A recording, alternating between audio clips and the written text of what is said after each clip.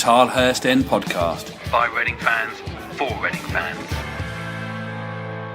Hello and welcome to the Tilehurst End podcast and the Supporters Trust at Reading's end of season summary. It's called Reading Matter, the fans sort of collective of all the things that are going on around the Supporters Trust this season and here at the Tilehurst End this year. While it's always a magazine, it's available in print to get down at the hut on the East Stand.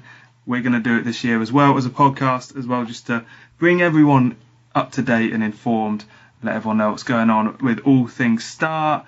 And to do that with me this evening is Roger Titford. How's it going, mate? It's going well since Monday. Yeah, since Monday. It's a skin of the underside of the crossbar. It's a moment that we can actually start planning for next season now. So Reading Matter is the name of the magazine that is produced. Oh, I'm not sure. Year. Some people call it Reading Matter. We've never decided on a pronunciation. Yeah, well, actually, it's kind of similar to the to Get Reading, which I always thought it was Get Reading until I realised was actually not a pun on the town Reading, and it's actually they call it Get Everywhere in terms of whatever location you're in. So yeah, our name sort of troubles us once again. But so sum up for us what Reading or Reading Matter is. It's our annual State of the Nation publication. We have to bring out something for all the formal board election details for people to stand for the Star board, and we package around that a mix of the serious, the historical and the humorous. So it's a 20-page magazine, and it goes to all Star members via a PDF, or some get it by post, and it's available to supporters generally at the Star base for £1 on the next home game, the last home game. So in this year's edition, let's sort of go through it then as you would, and what features quite heavily is Star's sort of general thoughts on the direction of the club, and in particular the finances. There's quite a large section on the financial outlook. How would you sort of summarise Star's thoughts on where the club is heading at the moment? We're heading up. The general state of the club is better than it was this time last year. I don't know whether you remember that 0-4 Farrago against Ipswich at the end of last season with 2 joke goals at the end of it. I think the club has turned a corner in the middle of the year. We have money and support from the owners. Nigel Howe's come back. He's much more of a realist and much more knowledgeable about the club than the previous regime. I think in Jose Gomez, we've got a manager who has a personality. There's a real spark there that people have engaged with.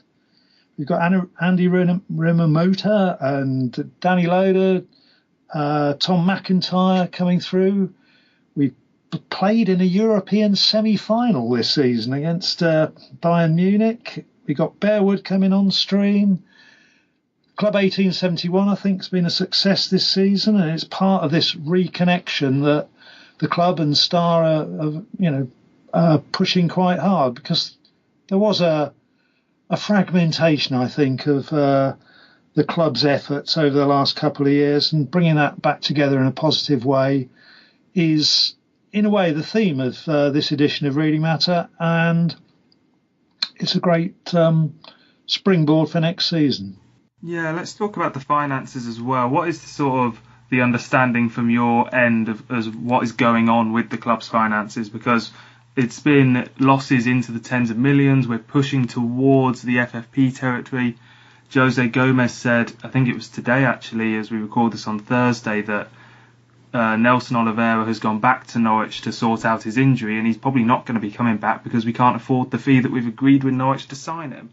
So it's not an imminent danger in terms of are we going to have a club to support next season, but in terms of transfer budget-wise, it's looking quite flimsy. Yeah, it's a very tough environment. I think a lot of money was spent in 2017-18, which is the period these accounts relate to, with obviously not much success to go with it. We've also seen the end of the parachute payments. Matchday revenue is down because we weren't in the playoffs vis-a-vis 2016-17. And there have been various moves to basically prop the club up financially, which include the owners making an investment in shares in the club to some considerable degree, and this kind of lease-back arrangement with the stadium, which is something that Derby County have also done with their stadium recently. And it is the big strategic issue for the club. What can we and our competitors in this division invest? And we're a smaller club compared with the likes of Villa, Leeds, West Brom, Forest. We have to create revenue from our academy, ultimately, I think, to make up that difference. But it's a league that, we say in the editorial, it's just got tougher and tougher over the last 20 years. Yeah, it does seem to me on a my perspective, it seems that we're going to be in a two-tier championship at some point in the next, maybe not yet, but in the next 4 or 5 years, of those that have been in the Premier League and have a bit of parachute money to fall back on, and those who haven't, and with FFP have to scrap every penny. And I mean, also, in a sense, also I'm not too worried about Reading being in the latter, because that tends to be when we produce our best form as a club. In particular with Jose Gomez in charge now, that seems to be something that he's very aware of and in a sense happy to deal with. Jose was also one of the people who's turned up for a fans forum this season, which staff have been running and continue to run, and that's been a great success. The Jose Gomez one was fantastic to be at, and also the Hall of Fame events, which, who knows, Jose Gomez might find himself inducted into the Hall of Fame. What are the, looking back on the season with the Hall of Fame and the fans forums, what is the sort of feeling on how Star have done, and also looking ahead to next season? Hall of Fame and fans forums are part of our regular repertoire of events. This year for Star, it's been difficult at the beginning of the season to get FaceTime with Ron Gourlay and the people around him. And then when he went, then the manager changed, the CEO changed, there was the transfer window, some of the club marketing people we knew have gone. So it has been in a case of re-establishing contact and trying to pick up where we left off a year or two ago. So the things we've done this year, we've got our new user-friendly Star website going. We've finished off the remembrance services 100 years after the end of World War One. We were quite involved, as the cover of Reading Matter shows, in the creation of the Academy Honours Board. And that's something that over the season we've engaged quite a lot more with the Academy, and that's been a success. We're doing a lot more social media content.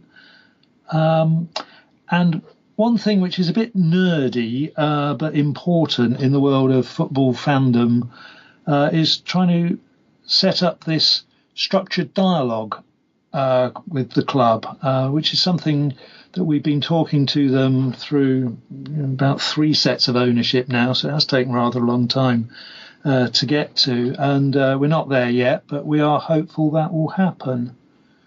The other thing that's happened in the world of football fans, very briefly, is that the Football Supporters Federation is now merging with Supporters Direct, which is the Supporters Trust umbrella organisation, into one unified fans organisation. And that's really distracted them and to some extent us during the course of the season. I was going to ask what sort of people are Stars when they go to the club and they speak to? What sort of people are we talking about? Because we have owners who are quite... they were certainly quite removed from the process of running the club when Ron Gourlay was in charge. My understanding is that that's not the case anymore. They're a bit more hands-on. I don't think that the owners are going to be doing any media appearances, however, on that note. But are Star able to sort of get to the owners? Do they get to Nigel Howe, the CEO? Do they get, what sort of level do we talk about when we're saying Star talking with the club? Yeah, we get to the senior management level. We were actually attending a meeting today with Nigel Howe and the managers of all the different departments within the club. So that's the kind of level we're at. I have managed to shake Miss Julie's hand when we were doing the Academy Board opening. But other than that, I don't think we've had any real contact with the owners themselves yet. No, that doesn't surprise me too much. In terms of what Star, we've sort of touched upon what Star has done this season. Looking ahead is obviously an important factor in sort of updating fans as to where Star is at. There is obviously, AGMs and call for more people to join, and obviously this is a volunteer organisation at its heart, so it's fans who perhaps listen to the Tilehurst end, or flick through the Star end of year magazine, or use the coach service and all sorts of stuff like that. What is the sort of call to arms, as it were, at the moment? What sort of people are Star hoping to get involved? Right. Well, any voluntary organisation is always recruiting. We have a board of 15. We also have team members who come along and sit in and participate at board meetings as well. There are 6 places open for board election this year. Some of the people necessarily retire and may well put themselves forward for re-election, but last year we had 2 new board members and a third co-opted during the year. So the deadlines for these things are the 31st of May to get your nomination papers in, and all you need to do is to be over 18, be a Star member, and be seconded by 2 other Star members, and write a short statement about yourself and what you want to do if you are elected, or often there isn't an election, you just get in onto the board of Star. And we're open to people putting themselves forward and using Star as a platform to engage fans in issues that they themselves are particularly concerned with. So during the course of the last season, we've had Sam Stevenson of the Club 1871 come on board, Johnny Hunt, who does a lot of social media and community issues, John Hall, who is very active with the women's team, Andrew Waring, who is an exile himself, who's a student in the north, and he's working on exiles. So that's 4 men who've come on board lately. Just to make the point, a third of the board is female, and any kind of grouping of Reading fans should feel able to be represented within Star. And what sort of things, as a board member, what sort of responsibilities are sort of doled out to people? What sort of commitment does it take to be on the board? It would be great if people managed their sort of individual projects, which we can guide people on and fund to some extent. There's a general requirement to attend a monthly board meeting, but we are increasingly aware that not everybody lives in easy distance of Reading who is a Reading supporter. So we are making efforts now to Skype people in, or conference people in, to the board meetings, which are second Thursday of the month.